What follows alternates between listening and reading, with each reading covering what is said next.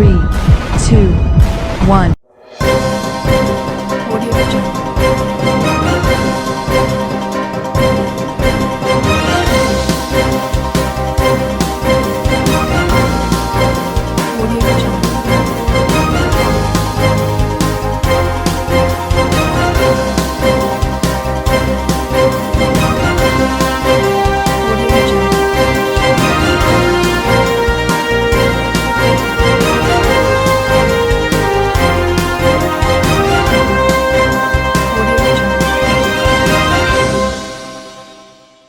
नमस्कार, मैं हूं नरेश राघानी और आप देख रहे हैं horizon Hind news.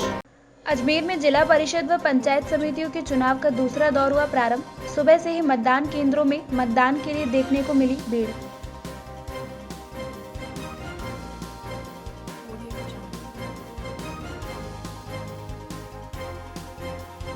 Tanishq jewellers Ajmer पहले से भी बेहतर सेफ्टी के गोल्ड स्टैंडर्ड्स के साथ तैयार है आपके आगमन के लिए। सुंदर आभूषण और बेहतरीन कलेक्शन के लिए आज ही अपॉइंटमेंट बुक करें। Visit Tanishq jewellers, India motor circle, Ajmer.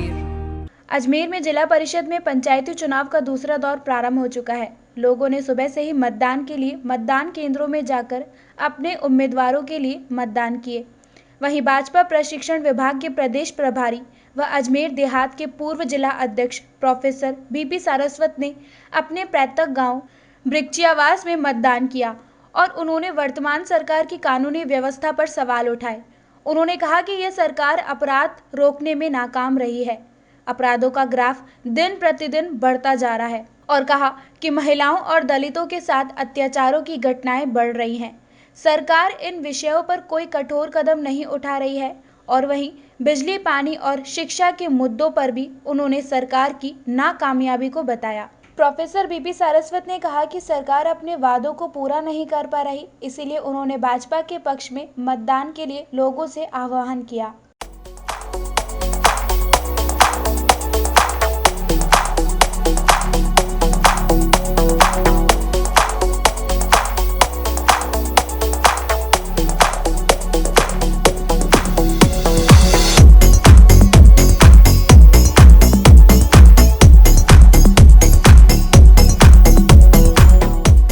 जिले में जिला परिषद और पंचायत समितियों के चुनाव का दूसरा दौर का मतदान प्रारंभ हो चुका है। आज जो राजस्थान की हालत है उसको देखते हुए भारतीय जनता पार्टी के पक्ष में प्रत्येक मतदाता अपना मतदान करे, ऐसी मेरी विनम्र प्रार्थना है। 2 साल से राजस्थान में कांग्रेस की सरकार है, लेकिन जिस तरह कानून व्यवस्था की हालत खराब हो रखी है, अपराधों का ग्राफ बढ़ रहा है, महिला अत्याचार बढ़ रहे हैं, दलितों पर जिस प्रकार घटनाएं हो रही है, अपराध बढ़ रहे हैं दलितों के प्रति, वो बहुत ही चिंताजनक स्थिति है। बिजली, पानी, शिक्षा सब में सरकार बहुत पीछे हो गई है और जो वादे किए थे चुनाव में उन्होंने पूरे नहीं किए। बेरोजगार आज भी इंतजार कर रहे हैं अपने बेरोजगारी भत्ता का, किसान आज भी इंतजार कर रहा है अपने कर्ज माफ़ी का, और इसलिए मैं विनम्र प्रार्थना करूंगा कि भाजपा के पक्ष में मतदान करें। दूसरा चरण का मतदान चालू हो गया है, जहां पर पूरे अजमेर जिले के अंदर अजमेर ग्रामीण, तीसागंज और श्रीनगर पंचायत समितियों के मतदान हो रहे हैं और हमारे कार्यकर्ताओं और उसके अंदर पूरा उत्साह है और हमें पूरा विश्वास है कि इस बार वापस हम भारतीय जनता पार्टी अच्छे मार्जिन के साथ में अजमेर जिले के अंदर अपनी परफॉर्मेंस रखेगी। और जिस प्रकार से ग्रामीण जनता के अंदर जो उत्साह देखने को मिल रहा है, सुबह के टाइम से ही लोग बाग अपने आप अपने घरों से निकल रहे हैं और जो उत्साह नरेंद्र मोदी जी के चुनाव में था, जिस समय 18 के चुनाव हुए, 19 के चुनाव हुए, उसके अंदर जो उत्साह ग्रामीण जनता के अंदर देखने को मिला था, वही उत्साह इस बार फिर देखने को मिल रहा है जिला परिषद और पंचायत सदस्यों के जो चुनाव हो रहे हैं। क्योंकि आम जनता जो है, गाँवों की जनता जो है, कांग्रेस के 2 साल के शासनकाल से परेशान हो गई है। बिजली की व्यवस्था जो चौपट कर दी पूरे राजस्थान के अंदर, अजमेर ग्रामीण क्षेत्रों के अंदर पीने का पानी उपलब्ध नहीं हो पा रहा है। इन मुद्दों के साथ हम चुनाव में गए तो इससे ये महसूस हो रहा है, जिस प्रकार से वोटिंग हो रही है, पूरी जनता भारतीय जनता पार्टी के पक्ष के अंदर नजर आ रही है और अच्छे मार्जिन से हम जीतने जा रहे हैं।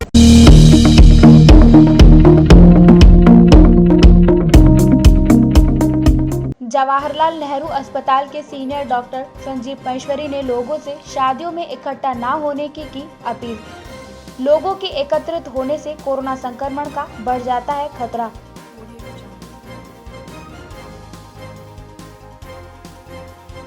तनिष्क ज्वेलर्स अजमेर पहले से भी बेहतर सेफ्टी के गोल्ड स्टैंडर्ड्स के साथ तैयार है आपके आगमन के लिए। सुंदर आभूषण और बेहतरीन कलेक्शन के लिए आज ही अपॉइंटमेंट बुक करें। Visit Tanishq jewellers, India motor circle, Ajmer. Ajmer संभाग के सबसे बड़े जवाहरलाल नेहरू अस्पताल के सीनियर डॉक्टर संजीव महेश्वरी ने बताया कि जैसे ही शादियों का सीजन शुरू हुआ है, वैसे ही कोरोना संक्रमण होने का खतरा और बढ़ गया है। पहले से ही कोरोना के केस बढ़ते जा रहे थे, लेकिन शादियों के सीजन के चलते संक्रमण का खतरा बढ़ने की संभावना हो गई है। उन्होंने कहा कि कोरोना की चेन को तोड़ना है, इसलिए सरकार की कोरोना गाइडलाइंस के मुताबिक ही कार्यक्रमों का आयोजन करें, क्योंकि यह वायरस अन्य वायरसों की अपेक्षा काफ़ी तेजी से लोगों में संक्रमण फैलाता है। इसलिए लोग भीड़-भाड़ वाले कार्यक्रमों में जाने से परहेज करें। उन्होंने कहा कि पहले कोरोना की रिपोर्ट हमारे पास आती थी, लेकिन अब यह रिपोर्ट लैब से ही मरीज के मोबाइल पर मैसेज के तौर पर चली जाती है, जिससे मरीज घबरा जाता है और वह डॉक्टरों की सलाह लेने के लिए इधर-उधर घूमता है, जिससे कोरोना का संक्रमण दूसरे लोगों में भी फैल जाता है। उन्होंने कहा कि रिपोर्ट के पॉजिटिव आने पर मरीज घर पर बैठकर ही अन्य माध्यमों के द्वारा डॉक्टर से सलाह ले और वह घर से बाहर ना निकले, ताकि दूसरे लोग संक्रमित ना हों।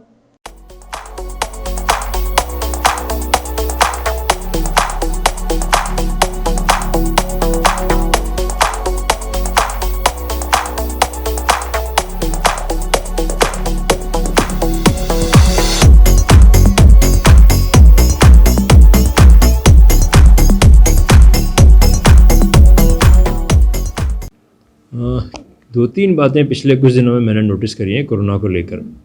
पहली बात तो ये है कि जैसे अभी त्योहारों का सीज़न गया और अब एकदम से शादियों का सीज़न आ गया, तो ये त्योहारों और शादियों में दो बड़ी चीज़ें होती हैं कि लोगों की गैदरिंग होती है, काफ़ी सारे लोग इकट्ठे हो जाते हैं। और ये कोरोना का हम लोग शुरू से बार बार जो हम चर्चा करते हैं, कोरोना की चेन है उसको ब्रेक करना है। एक से दूसरे को संक्रमण की दर इसकी बहुत ज़्यादा है दूसरे किसी भी वायरस के मुकाबले। हमने और कई वायरस देखे हैं, स्वाइन फ्लू का वायरस बहुत अभी रिसेंटली हमने देखा है, उसका इतना संक्रमण नहीं होता था जितना कि कोरोना का संक्रमण होता है। जरा से कांटेक्ट में, अनप्रोटेक्टेड कांटेक्ट में इसका इन्फेक्शन एक से दूसरे में बहुत जल्दी होता है। पहले भी मैं कई बार कह चुका हूँ कि परिवार में अगर एक व्यक्ति पॉजिटिव आता है तो लगातार लगभग सभी व्यक्ति पॉजिटिव हो जाते हैं, अगर जरा सा भी ध्यान न रखा गया, जरा सी भी लापरवाही बरती गई तो इन त्योहारों के सीज़न से, इन शादियों के सीज़न से कोरोना का संक्रमण फैलने की ज़बरदस्त आशंका है। और ये हमने पिछले कुछ दिनों में नोटिस भी किया है, अस्पतालों में हमारे मरीजों की संख्या बढ़ी है। पहली बात। दूसरी बात, पहले होता था कि जो टेस्ट होता था वो टेस्ट की रिपोर्ट पहले एडमिनिस्ट्रेशन के पास यानी कि प्रशासन के पास, चिकित्सकों के पास जाती थी और उसके बाद उनके थ्रू मरीज़ के पास जाती थी। लेकिन अब आईटी की यूज़ की वजह से, इंफॉर्मेशन टेक्नोलॉजी की यूज़ की वजह से ये रियल टाइम पेशेंट के पास पहुंच रही है। जैसे ही टेस्ट लैब में कंप्लीट हुआ और उसने रिपोर्टर ने उसकी रिपोर्ट, आईटी वाले ने बंदे ने उसकी रिपोर्ट डाली, वो साथ साथ एडमिशन के पास भी जाती है और साथ साथ पेशेंट के मोबाइल पर भी जाती है। और वो पेशेंट जैसे ही वो अपना मोबाइल मैसेज चेक करता है वो एकदम से डर जाता है कि मेरी रिपोर्ट पॉजिटिव आ गई, मेरी रिपोर्ट पॉजिटिव आ गई। कोई बात नहीं, डरने की बात नहीं है। आप अपनी रिपोर्ट के साथ में अपने किसी परिजन को जो आपके ट्रीटिंग चिकित्सक हैं उनसे मिलने के लिए भेजिए। आजकल साधन उपलब्ध हैं, आप उनसे फ़ोन पर बात कर सकते हैं, उनसे वीडियो कॉल कर सकते हैं, अपनी समस्या उनको बता सकते हैं, बजाय कि आप खुद अपना स्कूटर, अपनी गाड़ी लेकर शहर में सारे पूरे शहर को क्रॉस करते हुए फिर आप वहाँ कहीं चिकित्सक के घर जा रहे हैं या आउटडोर में जा रहे हैं। आउटडोर में और भी जो नॉन कोरोना पेशेंट हैं, नॉन कोविड पेशेंट हैं, जिनमें से कुछ बुजुर्ग होते हैं, कुछ डायबिटीज़ होते हैं, कुछ प्रेग्नेंट फीमेल होती हैं, वो भी उनके पास में बैठे हैं, आप उनसे बातें कर रहे हैं और फिर वहाँ पर वही लापरवाही आप करते हैं कि मास्क नहीं यूज़ करते हैं, चिपक के बात करते हैं एक से दूसरे को और इस तरीके से करते हैं, तो उससे आप दूसरे लोगों को संक्रमित कर रहे हैं। आप स्वयं का नुकसान कर रहे हैं, परिवार का नुकसान कर रहे हैं, समाज का नुकसान कर रहे हैं, देश का नुकसान कर रहे हैं। कोरोना संक्रमण इतना खतरनाक नहीं है, ये मैं पहले भी कई बार कह चुका हूँ। संक्रमण खतरनाक कुछ स्थितियों में होता है, जैसे कि बुज़ुर्ग हैं जो comorbid diabetes, blood pressure, heart attack, बीमार, जो अस्थमा के पेशेंट हैं, मोटे लोग हैं, जो जिनके शरीर के वज़न बहुत ज़्यादा है उनको ज़्यादा खतरनाक होता है, उनको ज़्यादा नुकसान करता है कि उनके फेफड़े पहले से ही छोटे होते हैं मोटापे की वजह से। तो ऐसे लोगों को तो विशेष रूप से सावधानी रखनी चाहिए, आइसोलेशन रखना चाहिए, मास्क यूज़ करना चाहिए, बिना आवश्यकता के घर से बाहर या किसी भी वजह से कहीं पर भी नहीं जाना चाहिए। शादियों में जो गवर्नमेंट के जो कानून हैं वो निश्चित रूप से पालन करें, उसमें आपकी सेफ्टी है, इसमें किसी का कोई फ़ायदा नहीं है, सिर्फ आपकी सेफ्टी है, आपका भला है। ये मैं आपके माध्यम से सभी लोगों को कहना चाहता हूँ। तो शादी नहीं पाते, शादी में ज़्यादा फैला रहता है, शादी ब्याह में। शादी ब्याहों में देखिए, शादी ब्याह एक ऐसी चीज़ है, अब तक जो हमारा शादी ब्याह को लेके माइंडसेट था कि हम जाएंगे, मज़े करेंगे, लोगों से मिलेंगे जुलेंगे, बातें करेंगे, अपना समय एंजॉय करेंगे। शादी तो एक संबंध है दो व्यक्तियों का, दो परिवारों का, लेकिन उसमें बाकी लोग जो होते हैं विटनेस होते हैं, उनमें खुशी के भागीदार होते हैं। अब तक हमारा माइंडसेट था कि हम जाएंगे और अच्छे मज़े करेंगे, घूमेंगे फिरेंगे, लोगों से बातें करेंगे, खाएंगे पिएंगे, ये सब ऐसा था। लेकिन अब इतने रेस्ट्रिक्शन हो गए हैं, तो इन रेस्ट्रिक्शन के साथ में हमारे माइंडसेट को सूट नहीं करता, वो आयोजन का जो मज़ा था वो सूट नहीं करता। तो इसलिए जहाँ तक संभव हो, बहुत विशेष आवश्यकता हो तो ही इस तरह के आयोजन में शरीक हों। अगर अवॉइड कर सकते हैं, विशेष रूप से जो मैंने बताया, जो वल्नरेबल पीपल हैं, जिनको खतरा कोरोना से बीमारी होने का ज़्यादा है, उनको तो शादी ब्याहों में भी जाना निश्चित रूप से अवॉइड करना चाहिए।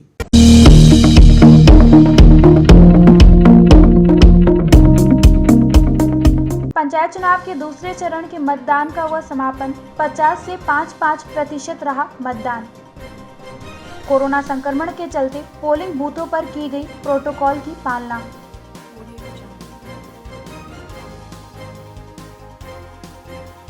तनिष्क ज्वेलर्स अजमेर पहले से भी बेहतर सेफ्टी के गोल्ड स्टैंडर्ड्स के साथ तैयार है आपके आगमन के लिए। सुंदर आभूषण और बेहतरीन कलेक्शन के लिए आज ही अपॉइंटमेंट बुक करें। Visit Tanishq jewellers, India motor circle, Ajmer. Ajmer में हो रहे पंचायती चुनाव में सुबह धीमी शुरुआत के बाद मतदाताओं में जबरदस्त उत्साह देखा गया। युवाओं से लेकर बुजुर्गों और महिलाओं से लेकर फर्स्ट टाइम वोटर में मतदान के प्रति खासा उत्साह देखा गया। विकलांगों ने भी उत्साह के साथ अपने मत का प्रयोग किया। मतदान प्रक्रिया शुरू होने के बाद धीमी शुरुआत रही, लेकिन दिन चढ़ने के साथ साथ पोलिंग बूथों पर गांव की सरकार चुनने के लिए मतदाताओं की लंबी लंबी कतारें नजर आईं। कोरोना संक्रमण के चलते पोलिंग बूथों पर प्रोटोकॉल की पालना के लिए विशेष इंतजाम किए गए थे। सुबह के समय जहां मतदान 12.9% रहा, वहीं 12 बजे के बाद यह 24.86% रहा। 3 बजे के बाद मतदान कुल 43.22% रहा। मतदान समापन होने तक कुल मतदान 50 से 5% तक रहा। शांतिपूर्वक चुनाव संपन्न होने के बाद प्रशासन ने राहत की सांस ली। मैं चाहती हूँ कि भले कि शादी हो चाहे कुछ भी हो, लेकिन जो काम है इम्पोर्टेंट उसको पहले करें। और मुझे ये बहुत खुशी हुई यहाँ क्योंकि मैं खुद शादी के टाइम वोट देने आई, मुझे बहुत खुशी हुई।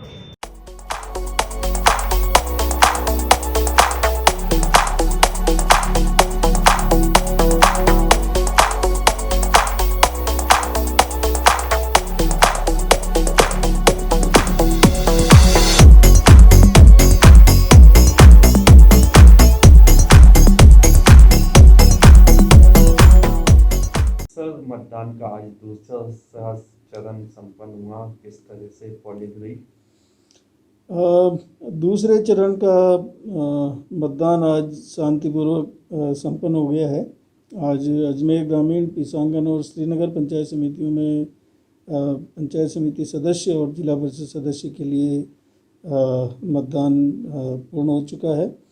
मतदान के दौरान किसी भी प्रकार की कोई अवांछनीय या अप्रिय घटना नहीं हुई है और मतदान का प्रतिशत अभी थोड़ी देर में प्राप्त होने पर आपको सूचना मिल जाएगी। लगभग इस समय की सूचना के हिसाब से करीब 52-53% मतदान की अभी सूचनाएं आ रही है। जो अंतिम मतदान की सूचना है वो समय पर उपलब्ध करवा दी है।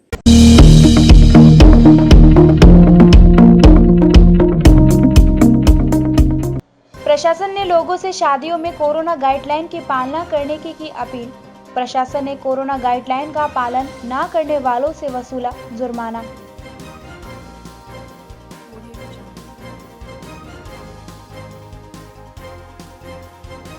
तनिष्क ज्वेलर्स अजमेर पहले से भी बेहतर सेफ्टी के गोल्ड स्टैंडर्ड्स के साथ तैयार है आपके आगमन के लिए। सुंदर आभूषण और बेहतरीन कलेक्शन के लिए आज ही अपॉइंटमेंट बुक करें। Visit Tanishq jewellers, India motor circle, Ajmer.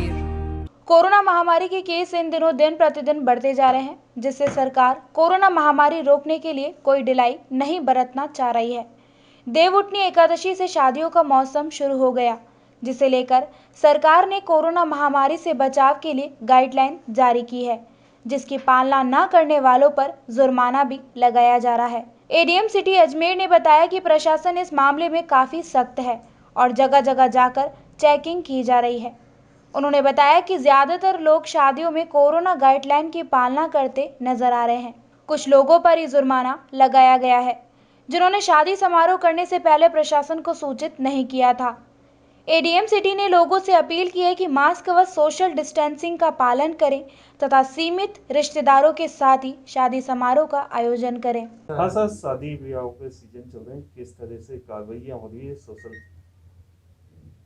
शादी वगैरह का जो चल रहा है उसमें हम लोग वैसे लोगों को, सभी को, जितनी भी शादियां हैं सब करीब करीब हमने टीमें बना रखी है। नगर निगम की भी हैं, पुलिस भी जा रही है, प्रशासन भी जा रहा है और लोगों से समझाइश कर रहे हैं कि भाई आप कोविड के जो गाइडलाइन है उनका पालन करें, उसके अनुसार ही मेहमानों को बुलाएं और सोशल डिस्टेंसिंग और मास्क और अपने सैनिटाइजेशन वगैरह का पूरा ध्यान रखें। वैसे करीब करीब जैसे 25 तारीख का सबसे बड़ा सावा था तो हम लोगों ने राउंड भी किया था, सब किया था, तो उसमें ज़्यादातर लोगों ने उसकी पालना की और बहुत कम जगह ऐसा हुआ कि कोविड के नियमों की अवहेलना की गई हो, तो उसमें हमने कार्रवाई भी की है, जुर्माना भी लगाया है।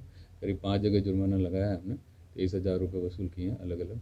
लेकिन उसमें ज़्यादातर ऐसे जुर्माने थे जो मास्क अगर किसी का नहीं लगा हुआ है या किसी ने सूचना नहीं दी और शादी का फंक्शन कर लिया था। बाकी जो मेहमानों की संख्या का जो है लिमिटेशन, उसको सभी ने करीब करीब पालन किया है और ज़्यादातर सभी जगह मास्क और सैनिटाइजेशन और सभी का ध्यान रखा।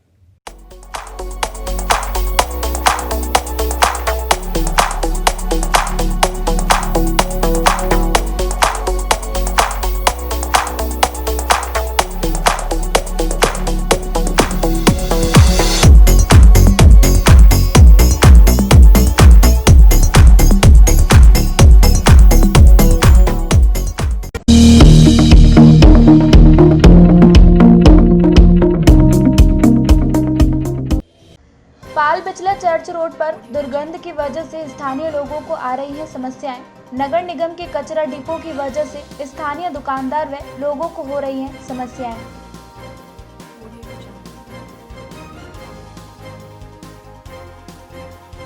तनिष्क ज्वेलर्स अजमेर पहले से भी बेहतर सेफ्टी के गोल्ड स्टैंडर्ड्स के साथ तैयार है आपके आगमन के लिए। सुंदर आभूषण और बेहतरीन कलेक्शन के लिए आज ही अपॉइंटमेंट बुक करें। Visit Tanishq jewellers, India motor circle, Ajmer. Ajmer के पाल बिचला चर्च रोड पर नगर निगम का कचरा डिपो होने की वजह से स्थानीय दुकानदारों व स्थानीय लोगों को कचरा डिपो से आने वाली दुर्गंध से परेशान है। उनका कहना है कि यहाँ पर नगर निगम का कचरा डिपो है, जहां पर सड़े गले पदार्थ व मृत पशुओं के अवशेष के ढेर पड़े हैं, जिससे काफ़ी दुर्गंध उत्पन्न होती है। स्थानीय लोगों को आने जाने में बहुत परेशानी होती है तथा स्थानीय दुकानदारों की इस कचरा डिपो की वजह से सही से बिक्री भी नहीं हो पाती है। वहीं एक स्थानीय निवासी रुपेंद्र अग्रवाल का कहना है कि यहाँ श्रीनगर बस स्टैंड तथा पास में ही मंदिर है, फिर भी नगर निगम इस कचरा डिपो की कोई सुध नहीं ले रहा है। रात को पशु आकर इन कचरे के ढेरों को फैला देते हैं, जिससे और ज़्यादा दुर्गंध उत्पन्न होती है। स्थानीय लोगों ने अपील की है कि नगर निगम को इस कचरा डिपो की सुध लेनी होगी ताकि इस परेशानी से लोगों को निजात मिल सके।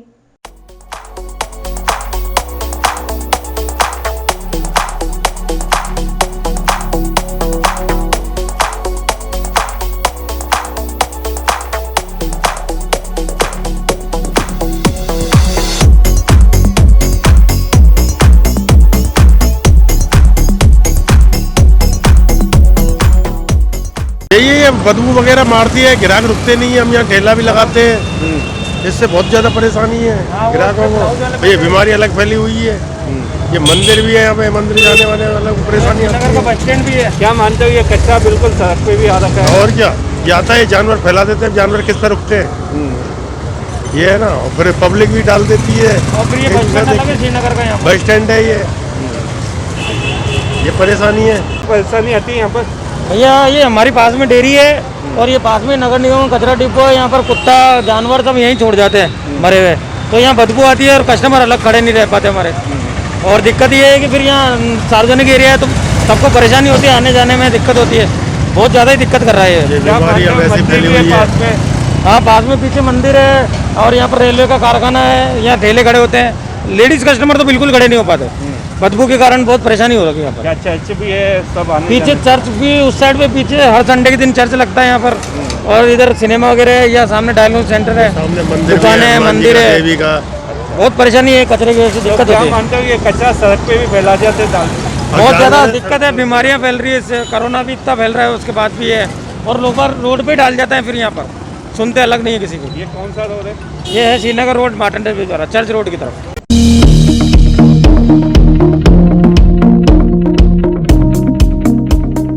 टिकी बाजार SBI शाखा की ATM से हुई छेड़छाड़। आरोपी ATM के पीछे से वायर निकालकर करते थे विड्रॉल।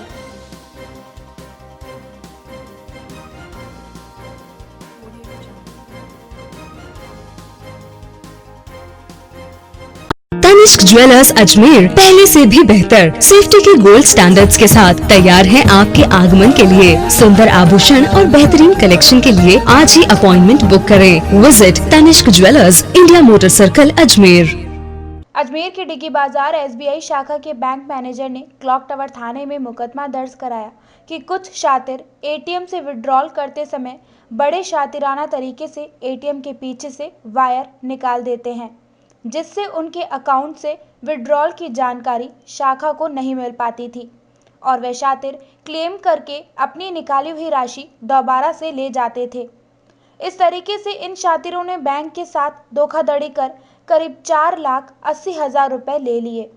पुलिस ने IT एक्ट व अन्य धोखाधड़ी की धाराओं में मुकदमा दर्ज कर छानबीन शुरू कर दी है।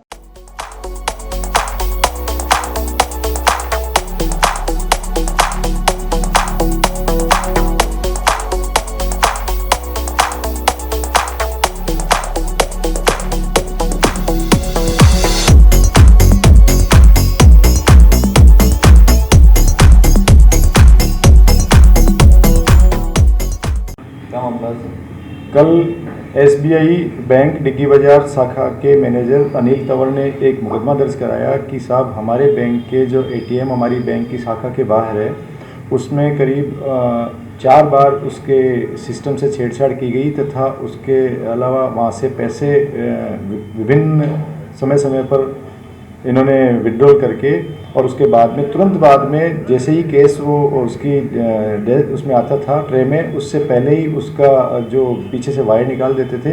इस कारण से इस ATM विड्रॉल की सूचना हमारे जो सेंटर है उस पर नहीं पहुंच पाती थी और उसके बाद में ये जो आरोपीगण हैं ये लोग बैंक में क्लेम करके उसका क्लेम उठा लेते थे। इस तरह से इन्होंने पैसे भी विड्रॉल किए और क्लेम की राशि भी उठा के इन्होंने बैंक के साथ धोखाधड़ी की है। इन्होंने चूंकि बैंक के उसको फ्रंट को खोला है, उसके जो सिस्टम को उन्होंने छेड़छाड़ की है, इस पर इनके खिलाफ धोखाधड़ी और सार्वजनिक संपत्ति को नुकसान पहुंचाने एवं IT एक्ट की विभिन्न धाराओं में मुकदमा दर्ज किया गया है। सर CCTV हाँ, जब इनको इस चीज़ का पता लगा कि बार बार इस तरह से ये अपने जो क्लेम लिया जा रहा है वो गलत लिया जा रहा है, तब इन्होंने जो क्लेम उठाए जा रहे थे उनका उन्होंने मिलान किया, तब पता चला इनको कि कई बार इन्होंने पैसे निकाल कर क्लेम लेके बैंक को करीब 4,80,000 रुपये का इन्होंने नुकसान पहुँचाया है।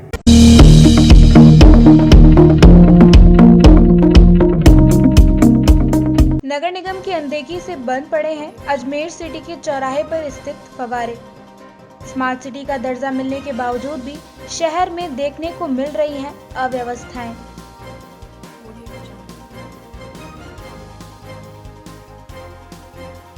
तनिष्क ज्वेलर्स अजमेर पहले से भी बेहतर सेफ्टी के गोल्ड स्टैंडर्ड्स के साथ तैयार है आपके आगमन के लिए। सुंदर आभूषण और बेहतरीन कलेक्शन के लिए आज ही अपॉइंटमेंट बुक करें। Visit Tanishq jewellers, India motor circle, Ajmer. पर्यटन की दृष्टि से महत्वपूर्ण अजमेर शहर में नगर निगम की अनदेखी देखने को मिल रही है। अजमेर को स्मार्ट सिटी का दर्जा मिलने के बावजूद भी यहाँ पर कई सारी समस्याएं हैं, जिसमें सुधार करने की कोशिश नहीं की जा रही है। स्थानीय लोगों ने आरोप लगाया है कि अजमेर को स्मार्ट सिटी का दर्जा मिलने के बावजूद भी यहाँ की सड़कें टूटी हुई हैं तथा नगर निगम द्वारा लगाए गए पेड़ पौधों की देखरेख करने वाला भी कोई नहीं है।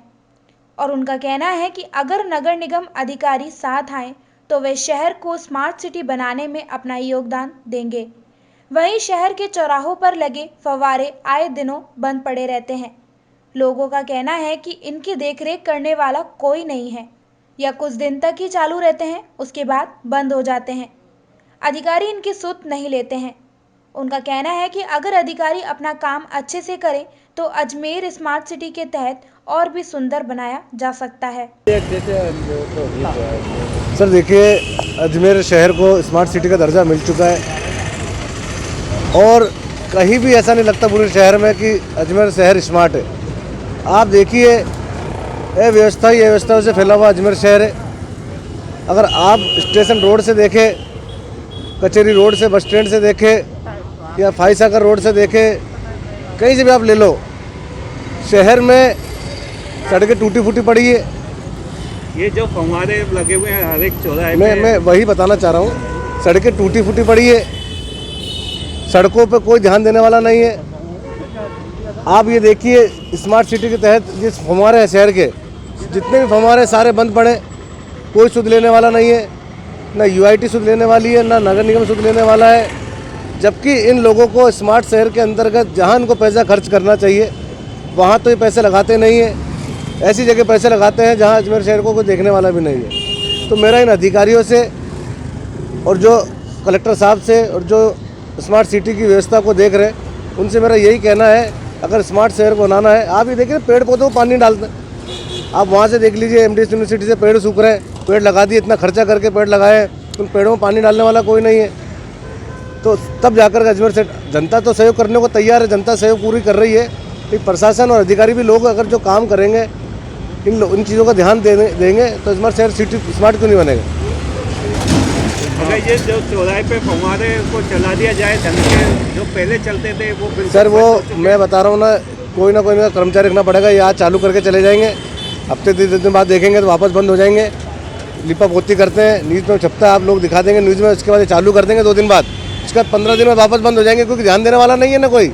अगर कोई ध्यान देगा, कोई कर्मचारी इनके निगरानी के लिए रखेगा, कोई ध्यान करने वाले लोग लगाएंगे तो चलता रहेगा और लगेगा शहर सुंदर। भाई वहाँ से आते जाते लोग देखेंगे कि यार दरगाह में आज कितने लोग आते हैं देशों से। आज ये मेन सिटी दरगाह के बाहर एक हमारा चौराहा है, उसकी हालत देख लो आप जाकर के, कोई सुध लेने वाला नहीं है। आपने बना तो दिए, भाई पूरा रोड गिर रहा है, अच्छा लग रहा है, अब उसकी व्यवस्था तो करें। तो यही हमारा प्रशासन कहना है कि इनको सबको सही करने के लिए उनको सबको ध्यान देना होगा और हम भी लोग सहयोग करने को तैयार है। अगर हमारे से सहयोग चाहिए, हम पूरा सहयोग करने को तैयार हैं।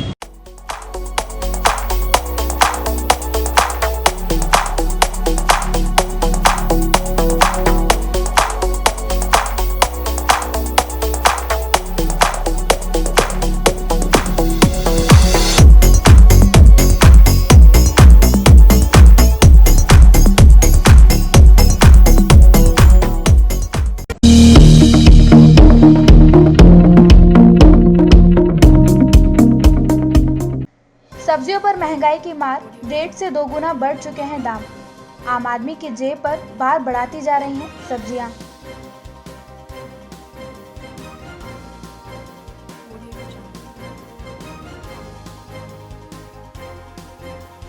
तनिष्क ज्वेलर्स अजमेर पहले से भी बेहतर सेफ्टी के गोल्ड स्टैंडर्ड्स के साथ तैयार है आपके आगमन के लिए। सुंदर आभूषण और बेहतरीन कलेक्शन के लिए आज ही अपॉइंटमेंट बुक करें। Visit Tanishq jewellers, India motor circle, Ajmer. प्रदेश भर में सब्जियों के दाम रोजाना बढ़ते जा रहे हैं। लोगों का कहना है कि जो सब्जियां पहले 20 से 30 रुपए किलो थी, वो आज 50 से 60 रुपए किलो मिल रही हैं, जिससे उनकी जेब पर और अधिक भार बढ़ गया है। रोजमर्रा की ज़रूरतों में सब्जियां बहुत ही महत्वपूर्ण हैं। लोगों का कहना है कि सब्जियां तो खरीदनी ही पड़ेंगी। कोरोना महामारी की वजह से पहले से ही बहुत सारी समस्याएं हैं। लोगों के पास रोजगार नहीं है। ऐसे में महंगाई की मार लोगों को मार रही है। आलू और प्याज के दामों ने तो आसमान छू लिया है। वहीं दुकानदारों का कहना है कि सब्जियों के बढ़े हुए दाम शादियों के सीजन की वजह से हैं। उनका कहना है कि सब्जियां इस महीने महंगी रहेंगी तथा 1 महीने के बाद सस्ती हो जाएंगी, लेकिन अभी भी सब्जियों के दाम उतने नहीं बढ़े हैं। सब्जियां महंगी दिख रही है मार्केट में, जब मार्केट आते हो तो महंगी है ना भैया, दिख रही है वो तो। किस तरह से खाना अब जैसे पहले ज़्यादा लेते थे तो अब कम लेनी पड़ती? खानी तो पड़ेगी। पहले 2 आलू खाते थे भाई साहब, अब 1 खा रहे हैं। हाँ, कम लेनी सब्जियां। कम ही लेनी पड़ेगी, अब बजट तो देखना ही पड़ेगा भैया। खराब ही हो रखा है पूरा बजट। किस तरह का मार्केट में सब्जियों पर उछाल आया है, तेजी हो रही है? भैया सब्जियों में उछाल तो सौ का आना है ही, सावे चल रहे हैं। हालांकि इतना उछाल नहीं आया है क्योंकि शादी सभा में पब्लिक कम है, गिने चुने रिश्तेदार बुलाते हैं। तो सब्जियों में जैसे जहाँ पहले 1000-1500 आदमी खाना आता था तो अब 100-200 आदमी खाना रहा, तो सब्जियाँ कम जा रही है, तो इतना उछाल नहीं है। वैसे नॉर्मल रेट ज़्यादा नहीं है, 2-4 आइटम को छोड़ के बाकी सब सब्जियाँ भी नॉर्मल आम बजट में है आदमी के। सबसे महंगी सब्जियां कौन सी? अभी से आलू प्याज महंगे चल रहे हैं, थोड़े आलू प्याज में उछाल है। हो सकता है सावे के खत्म होने के बाद और डाउन हो जाएंगे बाजार। और हरी सब्जियों में सब भी नॉर्मल रेट में है। धनिया, पालक, पुदीना, मूली, ये सब सब्जियां 10-15 रुपये किलो के अंदर है। ज़्यादा 15-20 रुपये किलो नॉर्मल आराम में मिल जाती है। टमाटर थोड़े अभी क्या बाहर से आ रहे हैं, लोकल नहीं चल रहे हैं, तो टमाटर होलसेल में 35-40 रुपये किलो सलाद वाले हैं। ये फ़र्क पड़ रहा है इन सब। हाँ, फूल गोभी है जो थोड़ा उछाल आया। फूल गोभी मौसम चेंज हो उस वजह से भी बीच में फूल गोभी 10-15 रुपये किलो थी, अभी 25-30 रुपये किलो गोभी हो गई, थोड़ी वापस महंगी हो गई। क्या मानते हो कि पहले सब्जी को जो ग्राहक ज़्यादा लेता था, अब सब्जियां महंगी होने की वजह से क्या कमी है ये सब्जियां बिकने में? सब्जी बिकने में फ़र्क तो पड़ा ही है सर। पहले से लॉकडाउन में लोगों के व्यापार पर असर पड़ा, तो नेचुरल बात है कि जिसको आमदनी कम हुई तो वो तो अपने हिसाब से खर्चा निकालेगा, चलाएगा कार्यक्रम।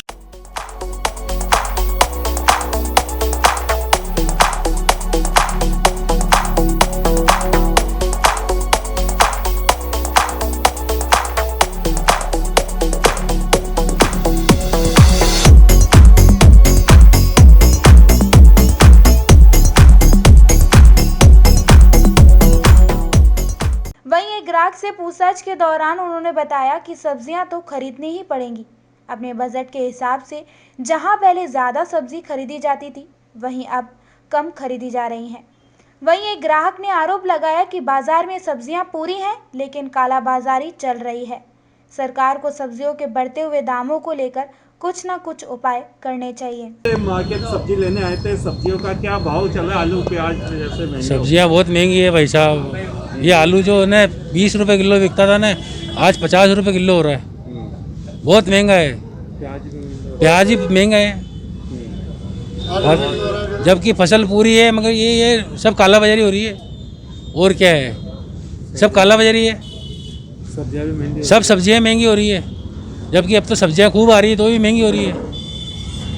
यही है, भाव आसमान छूता हुआ नजर आ रहा है। हाँ, तो अभी क्या है, तेजी मंदी आती रहती है। अभी थोड़ी तेजी है, फिर नए साल में आने से मंदी हो जाएगी। मेरा खाना भी ऐसे चलेगा ही। फिर बाद में क्या, नई फसल आ गई तो वापस मंदी आ जाएगी। शादियां भी चल रही है। हाँ, कुछ शादियाँ भी हैं, इससे फर्क पड़ रहा है।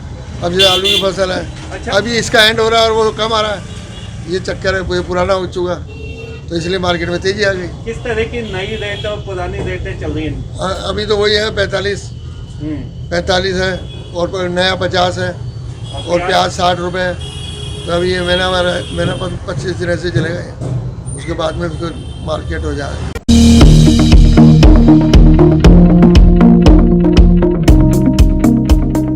विस्तार से पढ़ने के लिए लॉग इन करें horizonn.com। सच के साथ।